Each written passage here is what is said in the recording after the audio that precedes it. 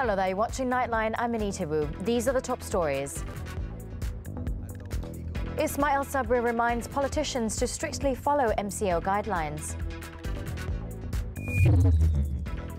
And Health Ministry detects new COVID-19 cluster among Malaysian students back from Indonesia.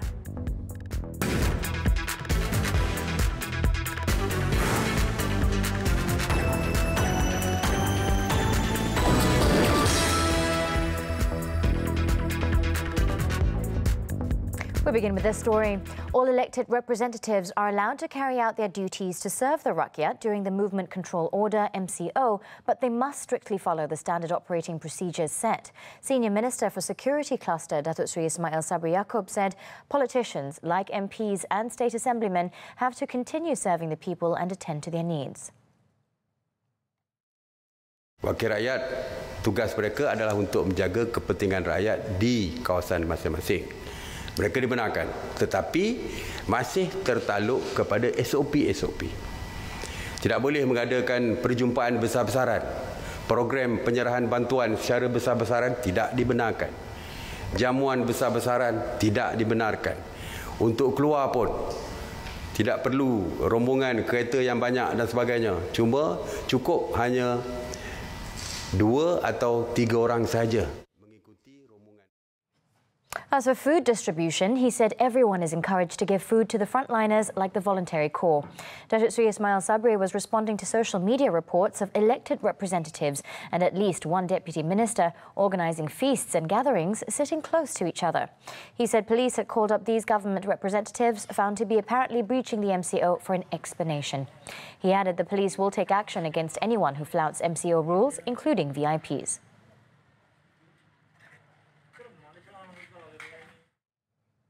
The government welcomes the effort of some communities to self-regulate themselves during the Movement Control Order (MCO) period.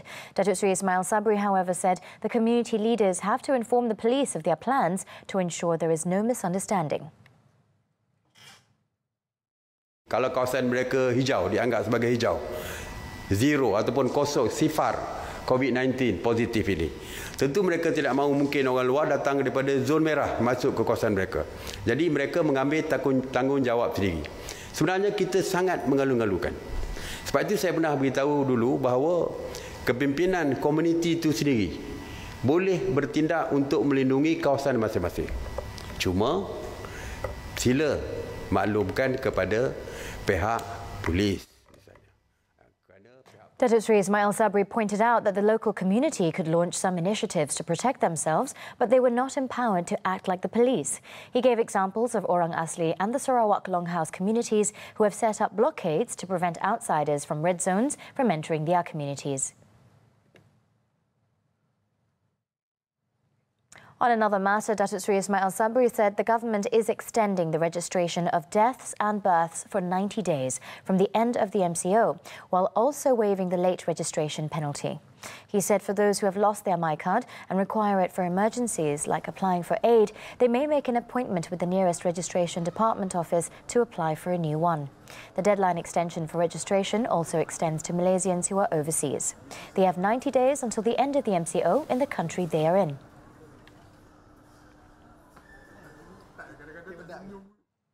In his daily press conference, Datuk Seri Ismail Sabri also said that all automated teller machines or ATMs in the country are to operate between 8 a.m. and 8 p.m. daily throughout the MCO period. He said it was a move to stop Malaysians from giving withdrawal money from Bantuan Perhatian Nasional (BPN) as an excuse to go out at night. Kerana mesin ATM beroperasi 24 jam. Jadi ramai yang keluar lebih daripada waktu yang ditetapkan sehingga tengah malam pun masih ada yang keluar, kononnya ada emergency untuk mengeluarkan wang dan sebagainya. Dan hari ini mesyuarat telah membuat keputusan bahawa operasi mesin ATM adalah dihadkan daripada pukul 8 pagi sehingga pukul 8 malam sahaja. Jadi tidak ada lagi alasan untuk keluar tengah malam dan sebagainya untuk pergi ke mengeluarkan wang. Datuk Seri Ismail said the police on Saturday arrested 1,111 individuals who had flouted the MCO.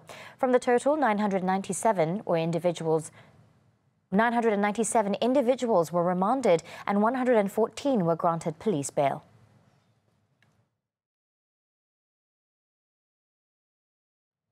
In the meantime, Datuk Seri Ismail Sabri said that the government's move to quarantine all returning Malaysians from overseas was right, as 17 of them had tested positive for COVID-19. He said the move, which was unpopular, is now a lifesaver, as many other countries did not adopt the same policy, which resulted in catastrophic results. Kita dapati terdapat 17 kes positif COVID-19 di kalangan rakyat kita yang pulang daripada luar negara. Cuba kita bayangkan, kalau kita bebaskan mereka untuk pulang ke rumah, untuk membuat self quarantine sekalipun, kita boleh bayangkan bahawa keluarga mereka pastinya terdedah kepada positif COVID-19 ini. Malaysians who return from abroad are placed under the mandatory 14-day quarantine at designated hotels with no charges. The government set aside a budget with a rate of 150 ringgit a day, to which the hotels have agreed to.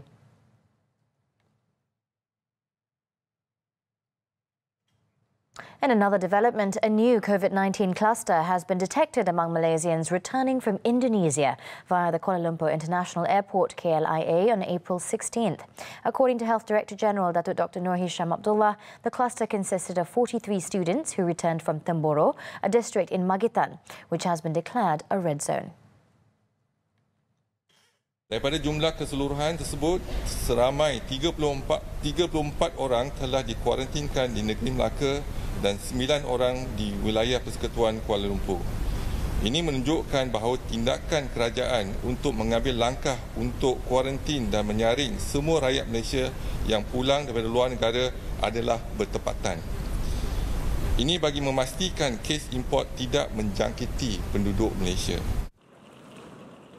Datuk Dr. Nur Hisham said this in his daily briefing in Putrajaya on Sunday. He also added that there are 5 new cases involving Malaysians returning from overseas, 3 from Aceh and 1 from Kalimantan and Turkey, respectively. This brings the total number of positive cases among those returning from overseas to 65. On another issue, Datuk Dr. Nur Hisham said Malaysia will learn from China's experience in fighting the COVID-19 outbreak through 8 medical experts from the country who arrived in Malaysia on Saturday. He said the experts would not only share their successes, but also discuss the failed methods with the Malaysian medical team. Kita juga nak belajar perkara-perkara mereka yang tak berjaya supaya kita tak mengulangi perkara yang telah mereka laksanakan tetapi tak ada impak. Mereka bukan datang untuk membantu kita merawat, tetapi membantu kita untuk virus ini adalah virus yang baru. Datuk Dr. Nur Hisham said among the issues to be discussed were patient care at the ward and intensive care unit, research, as well as the use of specific techniques or methods such as antigens, antibodies and so on. Datuk Dr. Nur Hisham also said that the government will start clinical trials on the remdesivir drug to treat COVID-19 after its approval was granted by the Medical Research and Ethics Committee and the National Pharmaceutical Regulatory Agency. This trial, which is being coordinated by WHO around the world, would attempt to collect data and compare the safety and effectiveness of 4 treatment regimens: remdesivir, lopinavir, ritonavir, interferon beta, chloroquine and hydroxychloroquine.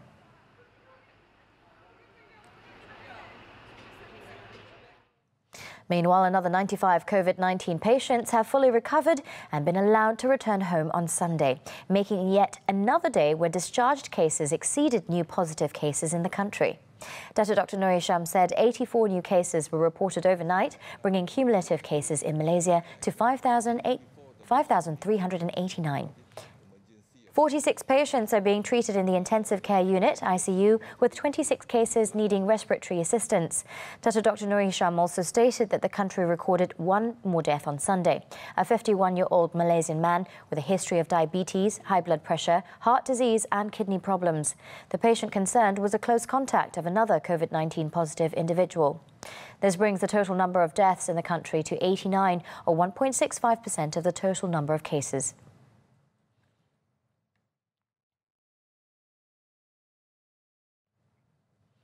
A total of 205 Malaysians have returned home from Peru, Bolivia, Sri Lanka and India.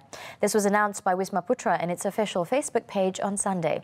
According to the Foreign Ministry, the Malaysian Embassy in Lima has sent back 26 Malaysians who were stranded in Peru and Bolivia on Saturday. All of them returned on special Amazonas flight chartered by the embassy through Sao Paulo, Brazil. The aircraft departed from La Paz and later stopped in Lima, carrying passengers from 11 other countries. In an earlier posting, Wisma Putra also said 179 Malaysians who were stranded overseas, comprising 82 in Colombo, Sri Lanka and 97 in Chennai, India, were brought home by Malindo aircraft on Saturday. The statement also thanked the Malaysian embassies in Lima, Brazil, Colombo and Chennai, as well as the governments of the respective countries for their cooperation.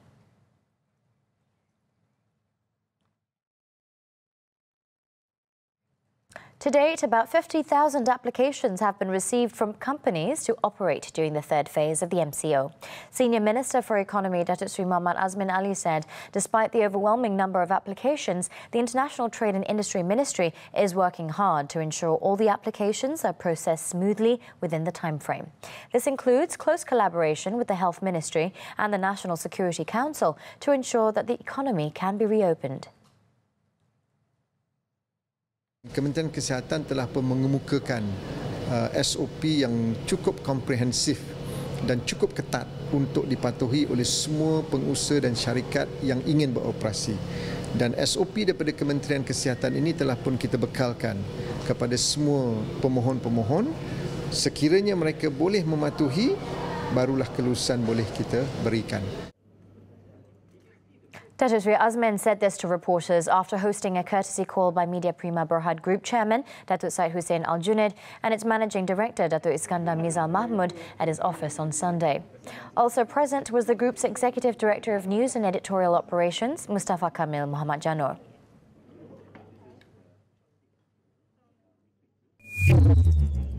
It was understood that the ministry had activated its war room with less than 60 staff from various ministries and agencies to process applications to resume operation. Serving as a frontliner for the economy, some of them have been working non-stop since March 18th. Happy birthday to you. They are committed to giving more than they take, focused on the bigger picture and willing to sacrifice their energy, time and effort for the benefit of the beloved country. I hardly saw my kids. You know, it's very hard. So some of us, like me, when I go home, I don't even touch my kids. So those are the issues we had. But you know, we are very happy to be doing this because it's like, end of the day, the country also has a balanced, we can keep up the economy as well. So saya pun has been here like almost every day. So tak jumpa anak 5 minit, balik bila anak dah tidur sampai rumah keluar pagi anak tak bangun lagi. So memang tak jumpa anak pun. So that's how we have been here, but we know that the importance of this this thing to us. Birthday, I think every year we have birthday, but then not just me alone, actually a few officers there also celebrated their birthday here. For us, I wouldn't say it's sacrifice, even during normal days, during non-MCO day, we will also be working on our birthday. But I think it's challenging because, for us, our families are back home. Next on Nightline, policeman killed after patrol car slams into traffic light. Do stay tuned. Police have formed a jam squad to monitor any heavy traffic at roadblocks, especially in the Klang Valley during the MCO period. This will enable authorities to respond quickly and disperse traffic at congested roadblocks.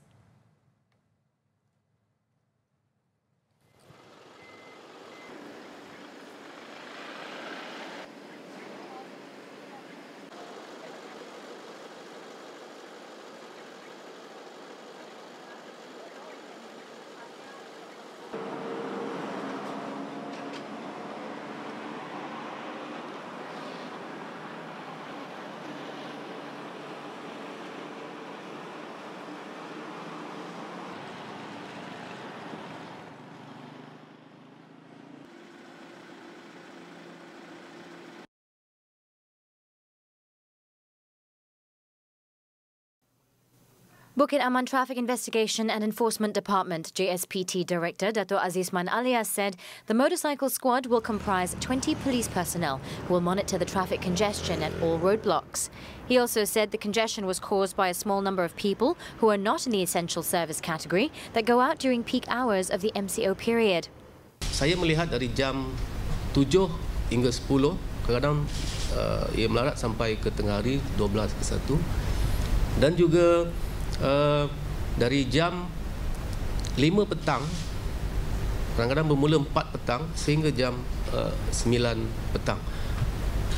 Ini dua waktu krusial yang dilihat setengah-setengah jalan yang ada SJR ataupun sekatan jalan raya mengalami kesesakan. He added at the same time, drones will be used to monitor the congested locations and open up special lanes for essential services vehicles such as health workers. Police have so far identified the 16 locations in Kuala Lumpur, Selangor, Malacca and Johor which experience congestion of more than 1 kilometre. Dato' Azizman also advised the public to go out during the non-peak periods instead to buy groceries to ensure those in the essential services will not get stuck in heavy traffic. Commercial vehicles are also told to change their delivery hours to non-peak periods, such as at night, to avoid road congestions. On another matter, Dato' Azizman revealed the accident rate in the country dropped by a massive 70% during Phase 1 and 2 of the MCO. He said police recorded 10,382 accidents from March 18th to April 14th, and of the total, 130 of them involved 145 fatalities. Average yang saya boleh bagi lebih kurang satu hari kita ada jumlah kemalangan 370. Bermakna berapa persen jatuh tu? Lebih kepada 66% atau hampir 70% jatuh. Previously, police recorded 1,500 cases daily, with 16 to 17 deaths. With the MCO enforcement, the current trend of fatalities dropped between 4 and 5 cases daily. Motorcyclists comprise 80% out of the overall figure for fatal accidents. Over in Kedah, a senior police officer died after the patrol car he was in, along with 2 constables, crashed into a traffic light in Alor on Sunday. In the 11:30 a.m. incident, the victim, Assistant Superintendent Aldrin Gonda, aged 38, who is also Kota Star Police Narcotics Crime Investigation Police Chief, died at the scene due to severe injuries. Meanwhile, 2 other constables, Abdul Hafiz Al-Du'im and Muhammad Fikri Zulkifli, both 26 years old, suffered injuries to their head and legs.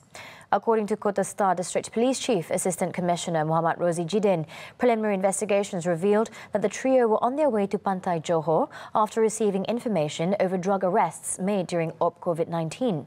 A motorcycle had suddenly veered from the left lane to the right lane, causing the patrol car to lose control and turn turtle when it tried to avoid the motorcycle.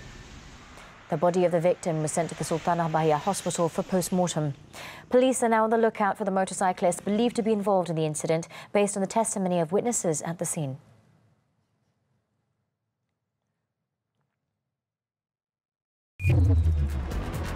Coming up after this breather, Singapore overtakes Indonesia with most COVID-19 cases in Southeast Asia. Do stay tuned. We're back with news on the foreign front now. Singapore has overtaken Indonesia in coronavirus infections and now has the most cases in Southeast Asia after the city-state detected hundreds more victims among low-wage foreign workers. According to the Health Ministry in a statement, an additional 596 cases were confirmed as of Sunday evening, bringing the total to 6,558 in the country. Of the 596, a vast majority of the cases are work permit holders residing in foreign worker dormitories, which only 25 are locals or permanent residents. Since late March, the Southeast Asian nation has seen a surge in local transmissions that has largely affected foreign workers housed in tightly packed dormitories. The government has since tightened entry rules, mandated masks, poured billions of dollars into the economy and imposed a weeks-long partial lockdown to contain the outbreak.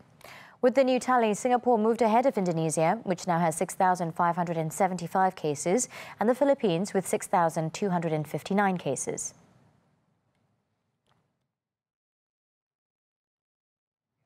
Over in Indonesia, another 47 COVID-19 deaths were reported in the past 24 hours, bringing the total fatalities in the country to 582 cases.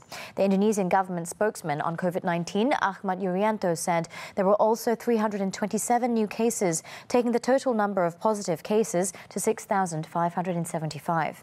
Yuryanto also said that a total of 686 patients have recovered after as many as 55 more people have been discharged from hospitals. Jakarta, home to some 10 million people, suffered the highest number of deaths, totaling 287, followed by West Java 59, East Java 54, Central Java 44, while the rest recorded in other areas. However, according to the Indonesian Doctors Association, the death toll from the new coronavirus has likely reached 1,000, nearly double the official figure of 582. The association claimed that the official data did not include deaths of patients suspected to have coronavirus but still awaiting tests.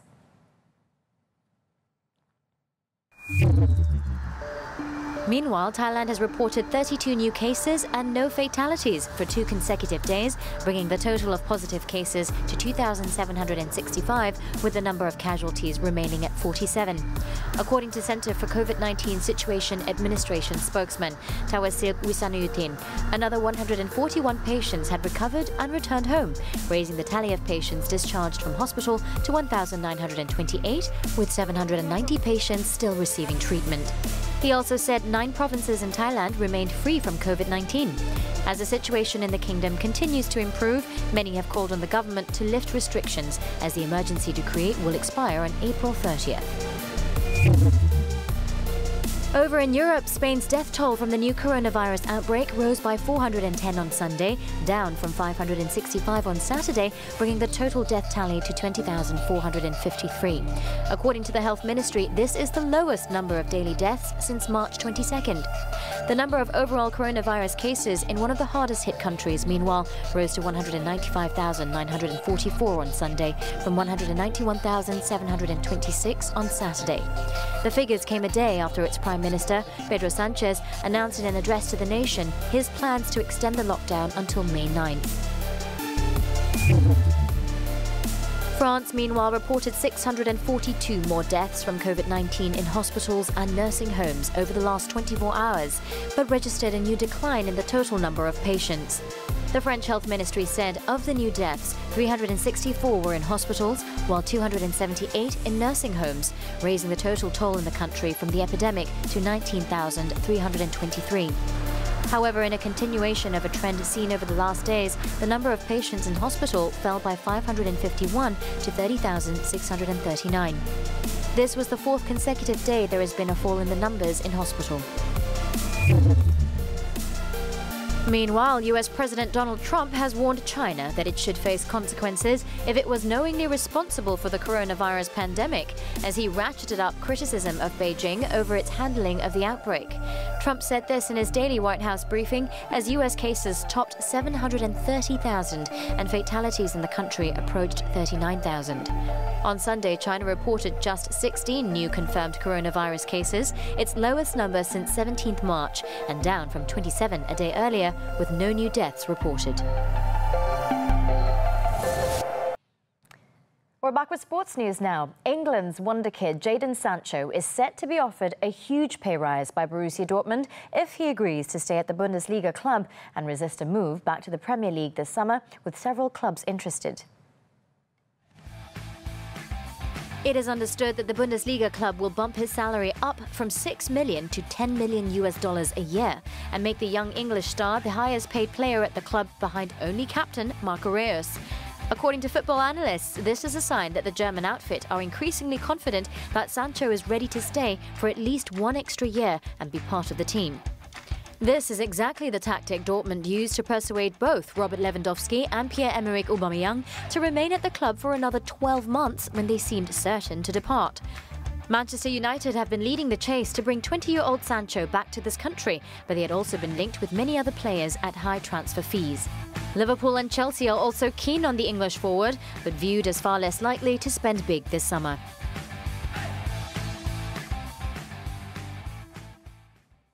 Now let's have a have a look at what's awaiting you on the front pages of Malaysia's main newspapers for Monday, April 20th. The New Sunday Times and the Harian Metro highlights the nation's bright hope of winning the war against COVID-19 after the number of cases dropped to double digits for 3 days in a row. Berita Harian focuses on good news, where the Health Ministry is set to begin clinical trials on potential COVID-19 medication. Whereas a report on the textile, clothing and footwear industry's meltdown get the front page of the Malaysian Reserve. Do get your copies today or subscribe to the e-paper versions. Looks like that's it for Nightline. As we wrap up this time, let's have a look at the highlights from the One World Together at Home virtual concert featuring top musicians from the Rolling Stones to Taylor Swift to Billie Eilish. It was reported that the 8-hour show had helped raise nearly $128 million for the WHO's COVID-19 Solidarity Response Fund. I'm Anita Wu. Thank you for tuning in. Be kind and be well.